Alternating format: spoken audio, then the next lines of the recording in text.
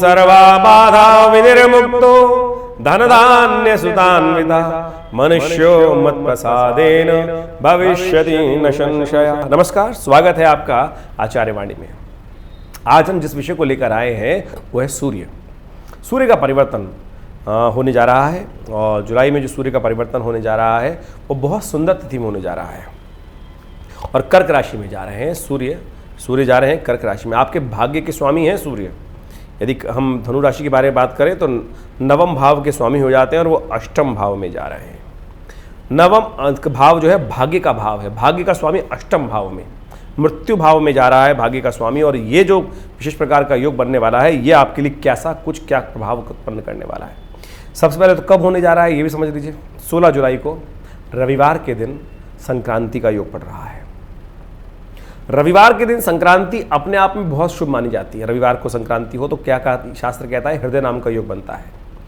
ये योग इतना शुभ माना जाता है कि इसमें यदि कोई कार्य कर लिया जाए तो बहुत अद्भुत प्रकार के लाभ प्राप्ति के योग बनते हैं, पुण्य बढ़ जाते हैं, कष्टों को दूर करने के योग बनते हैं। तो ऐसे में सूर्य के संबंधित समस्त उपाय इस योग में अवश्य करने का प्रयास करना चाहिए। व्रत इत्यादि के जितने भी विशेष तौर पर ग्रंथ हैं, व्रत चिंतामणि इत्यादि जो ग्रंथ हैं, उन सब में ये बात बताई गई कि हृदय नाम के योग में सूर्य के तमाम उपाय करें तो जो बहुत कल्याणकारी होते हैं। तो सबसे पहले तो यही समझ लीजिए कि 16 तारीख का दिन बहुत महत्वपूर्ण है, रविवार का अवसर है। और अगले दिन सुबह यानी सोमवार की सुबह करीब सूर्योदय से पहले 5:01 पर संक्रांति का योग पड़ रहा है। तो ये संक्रांति का जो पुण्य तो अगले दिन होगा, लेकिन संक्रांति का योग रविवार के दिन है तो ये दिखाई देता है। तो ऐसे में कोशिश ये करें, भगवान सूर्य को अवश्य जल दें, आटे का दान करें और साथ साथ सूर्य नारायण के निमित्त आदित्य हृदय स्तोत्र का पाठ कर लीजिए, सूर्य को अर्घ्य दे दीजिए, गायत्री का पाठ कर लीजिए। ये अनेक प्रकार के उपाय हैं। इन सबको कर आप पूरे महीने को शुभ बनाने का प्रयास कर सकते हैं। आप समझें कि क्या कुछ होने के योग हैं आपके साथ, क्या कुछ परिवर्तन करने वाले हैं। आपकी राशि के अनुसार से नवमेश हैं सूर्य और वो कर्क राशि में प्रवेश कर रहे हैं। तो ऐसे में कहा जाता है कि यदि ऐसा योग बने तो जातक यदि जो पढ़ाई कर रहे हैं, छात्र, सबसे पहले छोटे बच्चों की बात कर लेते हैं, तो उनकी पढ़ाई में किसी प्रकार के थोड़े से विघ्न आने के योग बन सकते हैं। तो ऐसे में बच्चों का विशेष तौर पर ध्यान रखने का आपको प्रयास करना चाहिए। जो बच्चे, जिनकी आपके घर में जो बच्चे हैं उनकी विशेष तौर पर धनु राशि है तो उनकी पढ़ाई का विशेष तौर पर ध्यान रखें। तो कुछ ना कुछ बीच में कुछ रुकावट ना आने के योग बने। कोशिश करें सूर्य के निमित्त गेहूँ का दान अवश्य करा दें इस महीने में, तो देखिएगा कष्ट दूर होने के योग बन सकते हैं। ओम गणेश सूर्य आदित्याय नमः, इस मंत्र का यदि एक माला रोज पाठ कर लें तो इन सब कष्टों से निवृत्ति की प्राप्ति के योग बन सकते हैं। लेकिन फिर भी जो लोग पढ़ रहे हैं उनकी पढ़ाई के लिए भी थोड़ा सावधानी, यानी इस बात का ध्यान रखें, अन्य बीमार हो जाएं, कुछ हो जाए तो किसी न किसी कारण से कुछ रुकावट आने के योग बने। तो इन सब बातों को ध्यान रखने का आपको प्रयास करना चाहिए। जो लोग सरकारी नौकरी में कहीं भी नौकरी कर रहे हैं उनकी नौकरी के लिए समय थोड़ा दिखाई देता है धीरे धीरे वाला, स्लो। अष्टम भाव में शनि है, सूर्य है, तो विशेष तौर पे थोड़ी प्रोग्रेस होने के योग डेफिनेटली हैं। प्रोग्रेस होगी लेकिन धीमी गति रहेगी। उस गति को बढ़ाने के लिए आपको नित्यपति सूर्य के निमित्त कुछ गेहूं इत्यादि का दान करने का प्रयास करना चाहिए। आजकल सावन के महीने में योग पड़ रहा है तो कोशिश करें नित्यपति भगवान शंकर पर एक बिल्वपत्र अर्पित कर दिया करें। देखिए बिल्वपत्र जो है विशेष तौर पर सूर्य संबंध रखता है। बेलपत्र का जो चूर्ण जो है, यदि उस चूर्ण के द्वारा भगवान का अभिषेक भी कर लें तो बहुत सुंदर तरीके से आप इस कष्ट को दूर करने का रास्ता बना सकते हैं और ये आपकी नौकरी में प्रगति देने के योग भी बनाएगा। मिलनसार बहुत अच्छे रहेंगे। सामाजिक स्थिति में आपकी स्थिति, सामाजिक योग में आपकी स्थिति अच्छी बढ़ेगी और खासतौर पर लोगों से अच्छा मिलना जुलना बना रहेगा। लेकिन साथ साथ कई ग्रह और दिखाई देते हैं। धार्मिकता के बारे में यदि हम बात करें, हम उपाय तो धार्मिक बता रहे हैं, ये जो धनु राशि वाले लोग हैं ऐसे में धार्मिकता का स्वांग रख सकते हैं।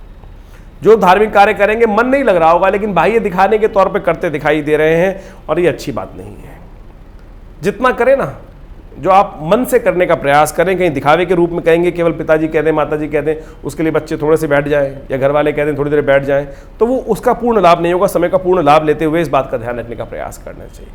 परिवार के संबंध में थोड़ी सी चिंताएं बढ़ सकती हैं तो उनका ध्यान रखते हुए आपको काम करने का प्रयास करना चाहिए। थोड़ा सा ग्रह इस प्रकार से दिखाई देते हैं तो इसलिए पारिवारिक जीवन में बच्चों का, परिवार का विशेष तौर पर विशेष ध्यान रखते हुए कार्य करने का प्रयास करना चाहिए।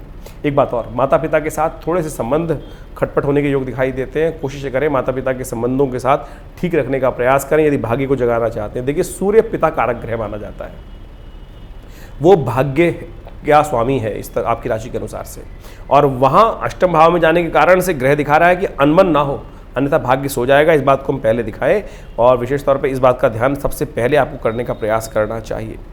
और यात्रा बड़ी सावधानी के साथ करें। देखिए बरसात का महीना चल रहा है, ऐसे में हमने देखा अभी कहाँ कहाँ लोग यात्रा में गए हुए थे और वहाँ फंस गए। तो ऐसे में यात्रा थोड़ी सी ज़रूरी हो तभी करने का प्रयास आपको करना चाहिए।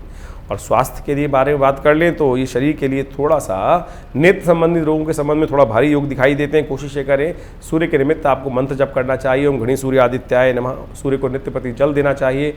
उनका एक मंत्र है ओम आकृष्णे नरजसा वर्तमानो निवेशयन्न मृतंच हिरण्ये न सविता रथे न जाति भुवनानि पश्यन्न। ये गायत्री का विशेष तौर पर रुद्राष्टाध्यायी का मंत्र है और चतुर्थ अध्याय के अंतर्गत आता है अंतिम में। और इस मंत्र के द्वारा भगवान सूर्य की आराधना कर ली जाए तो आपको लाभ प्राप्ति के योग बन सकते हैं।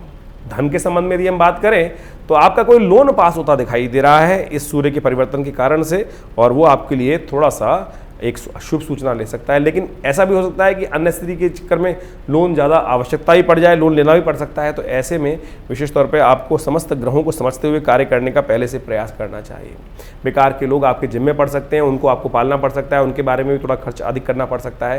तो अपने धन को विशेष तौर पर थोड़ा उपयोग करते हुए आपको प्रयास करना चाहिए। इस सूर्य आदित्य के साथ जो बुध का योग बन रहा है इस राशि के अनुसार से, वो भी विशेष तौर पर आपको कई प्रकार से लाभ देने के योग बनाएगा। और इन समस्त प्रकार से जो सूर्य ने आपके प्रभाव डाला उसके लिए हमने समस्त प्रकार की बातें आपके समक्ष रखी। तो सब समझते हुए आपको कार्य करने का प्रयास करना चाहिए। एक बात और देखिए, ये जो सूर्य का परिवर्तन हो रहा है ये 2 संक्रांतियों के बीच में पूरा मास आ गया है।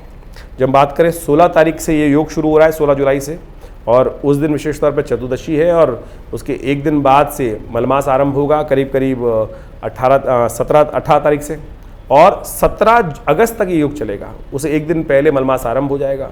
ये 30 दिनों के अंदर विशेष तौर पे हम समझे तो संक्रांति बीच में बाद में आएगी, तो इसलिए ये मलमास माना जाता है। और ये सावन के महीने में पड़ रहा है। कोशिश करें नित्यपति भगवान शिव का पूजन करें। आपके सूर्य को ठीक करने के लिए इससे श्रेष्ठ उपाय नहीं है। सूर्य विशेष तौर पर यदि आप नित्यपति भगवान शिव का अभिषेक कर लें, यही बात को समझते हुए हमने विवेकानंद योगाश्रम में पूरे इस मलमास के अंदर रुद्राभिषेक का सुंदर कार्यक्रम रखा है और इसमें 4 मंगल भी पड़ेंगे।